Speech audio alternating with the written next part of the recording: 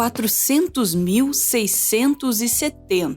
Esse foi o total de energia elétrica gerada no Brasil em gigawatts-hora até o dia 31 de agosto de 2021.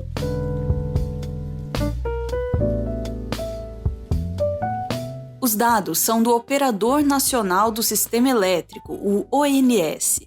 Esse órgão é responsável pela coordenação e controle da operação das instalações de geração e transmissão de energia elétrica no Sistema Interligado Nacional e também pelo planejamento da operação dos sistemas isolados do país. O volume é superior ao gerado no mesmo período de 2020, que foi de 381.373 gigawatts-hora.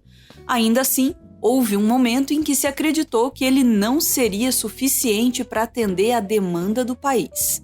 O risco foi levantado pelo próprio ONS em julho, quando emitiu uma nota técnica afirmando que praticamente todos os recursos de potência de energia iriam se esgotar em novembro, quando a demanda tradicionalmente aumenta por causa do calor. O esgotamento seria consequência de dois fatores. O primeiro é o aumento da carga, ou seja, do consumo somado às perdas na rede. Para termos uma ideia, entre janeiro e julho de 2020, porque os dados de agosto ainda não estão disponíveis, a carga foi de 333.096 gigawatts-hora. No mesmo período desse ano, ela foi de 353.658 gigawatts-hora. Conforme o ONS, a carga vem sendo impulsionada pelo crescimento das atividades de comércio e serviço, aliado à manutenção do ritmo elevado da indústria nesse segundo ano de pandemia. A lógica é, à medida que as atividades econômicas começam a ser retomadas, o consumo de energia elétrica aumenta. O segundo fator para o esgotamento dos recursos de potência de energia é uma redução dos níveis de água das represas das hidrelétricas, consequência, de acordo com o órgão, da falta de chuvas que resultaram na pior crise hídrica do país em 90 anos. Mas a falta de chuvas não foi um fenômeno isolado registrado em 2021. De acordo com o jornal Nexo, as precipitações estão abaixo da média há 7 anos. Ou seja, além dos impactos nos reservatórios decorrentes da estiagem, houve aqueles que vieram do uso ineficiente da água e da falta de planejamento nos últimos anos. Em agosto, a dificuldade para atender a demanda não só foi confirmada como adiantada. Em nova nota técnica, o ONS disse que não haveria energia elétrica suficiente a partir de outubro. Para evitar apagões, o órgão sugeriu a importação de energia de países vizinhos e o aumento da produção de energia por meio das usinas termoelétricas. O governo acatou e até criou a bandeira de escassez hídrica, uma nova tarifa que pretende cobrir os gastos extras gerados pelo acionamento de mais térmicas. Só em 2021, o uso de termoelétricas deve custar 13,1 bilhões ao país. Com essas medidas e a volta das chuvas em outubro, o risco de racionamento foi descartado, pelo menos em 2021. Se, por um lado, isso é uma boa notícia, por outro, além do custo mais alto, há o aumento da participação de energia produzida com fontes não renováveis e mais poluentes em nossa matriz elétrica. Para termos uma ideia da origem da eletricidade gerada no país, em 2020, 71,1% da energia veio de hidrelétricas, 15,72% de termoelétricas, 9,75% de usinas eólicas, 2,41% de usinas nucleares e 1,02% de usinas solares. Os dados também são do ONS. Entre janeiro e agosto, quando os 381 mil gigawatts-hora foram gerados, a composição ficou da seguinte forma: 75,32% foi energia hídrica, 13,58% foi térmica, 7,77% foi eólica, 2,32% foi nuclear e 1,01% foi solar. No mesmo período desse ano, 65,04% da energia foi gerada por hidrelétricas, 20,4% por termoelétricas, 11,2% por usinas eólicas, 2,25% por usinas nucleares e 1,11% por usinas solares. Observando os gráficos que mostram a geração de energia térmica mês a mês nesses dois períodos, o crescimento fica ainda mais evidente. Se em 2020 houve um pico de quase 9.000 gigawatts-hora em janeiro, seguido de relativa estabilidade entre fevereiro e julho, quando a geração ficou nas faixas de 5 e 6.000 gigawatts-hora, em 2021 a energia gerada em termoelétricas ficou nos patamares do mesmo período do ano anterior apenas em fevereiro e março.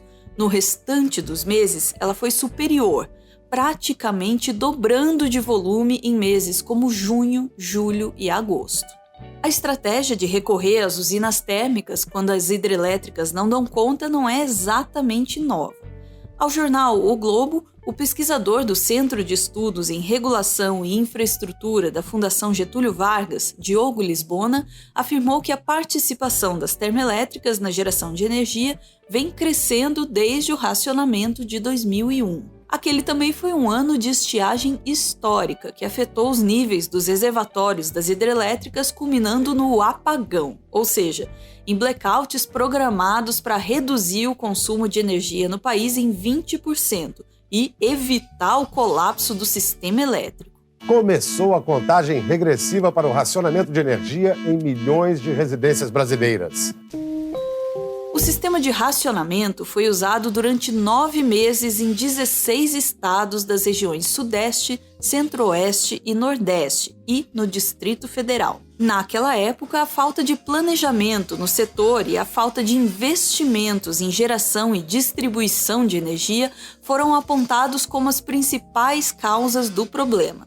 Basicamente, o país estava pagando o preço por não ter investido em obras necessárias no sistema elétrico e por ter colocado todas as fichas nas hidrelétricas, sem ter um plano B realmente estruturado e sem diversificar as fontes de energia elétrica.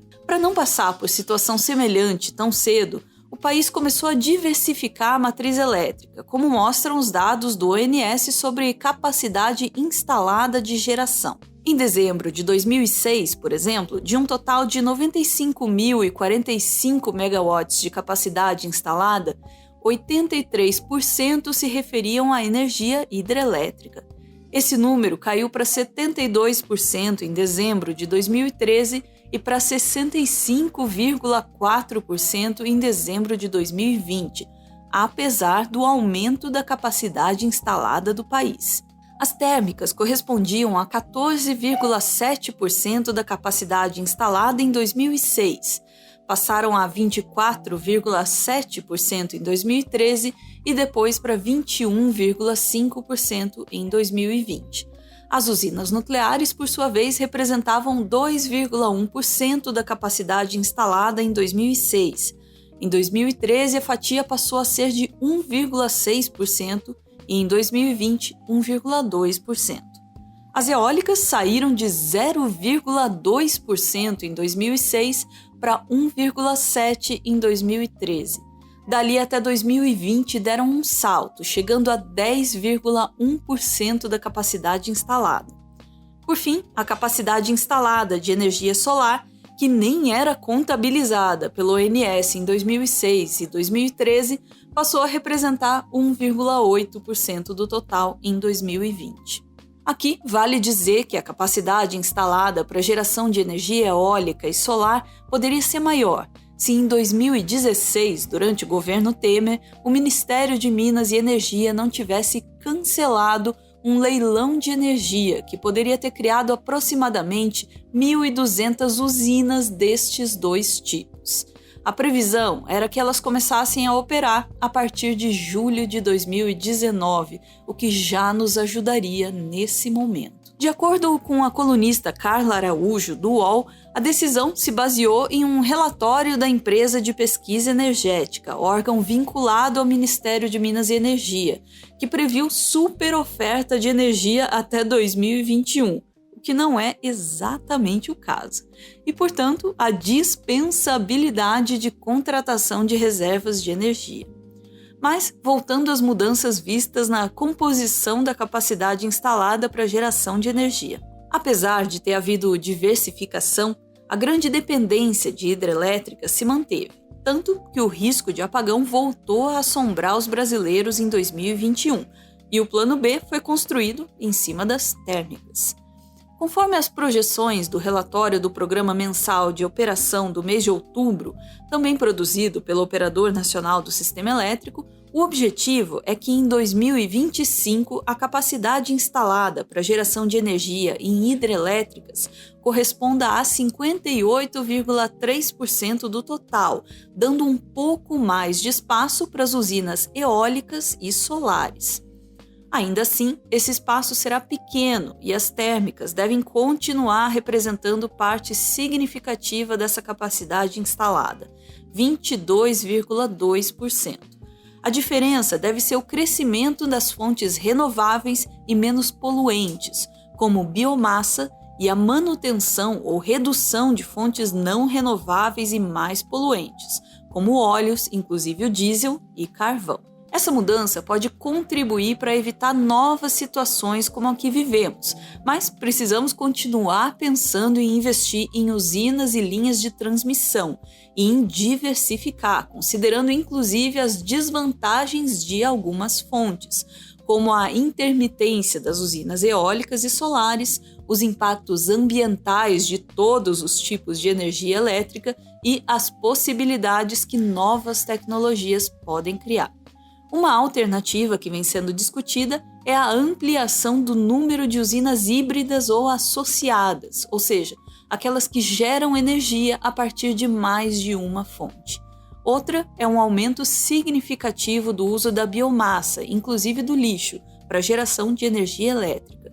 Há ainda estudos sobre a geração e o uso de energia heliotérmica ou termosolar, ou seja, aquela que usa o calor do sol para aquecer um fluido que movimenta uma turbina a vapor. É preciso também não esquecer de investir na preservação do meio ambiente, para tentar manter o ciclo hidrológico e, consequentemente, as chuvas.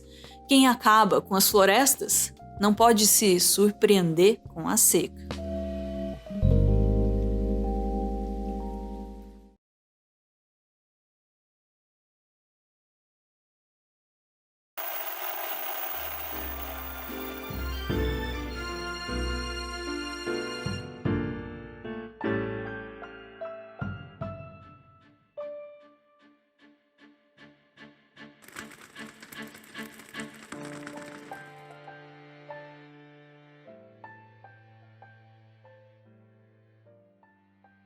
Muito obrigado por ver esse vídeo até o final. O Meteoro é mantido graças a uma campanha de financiamento coletivo e quem participa aparece aqui no finalzinho para receber o nosso agradecimento e para homenagear quem ama. Hoje a gente vê aí a Nayara, acompanhada do namorado Rodrigo, que ganha dela a mensagem que segue: amor, um brinde há quase 1 ano morando juntos. Obrigado por ter topado o desafio. Que não nos falte amor, vídeos do Meteoro, valeu, e energia para cuidar do nosso cachorrinho Charlie. Te amo muito e quero estar ao seu lado quando o Bolsonaro for preso. Eu também. Valeu, Meteoro. Aqui não perdemos um vídeo. Beijo, gente. Valeu!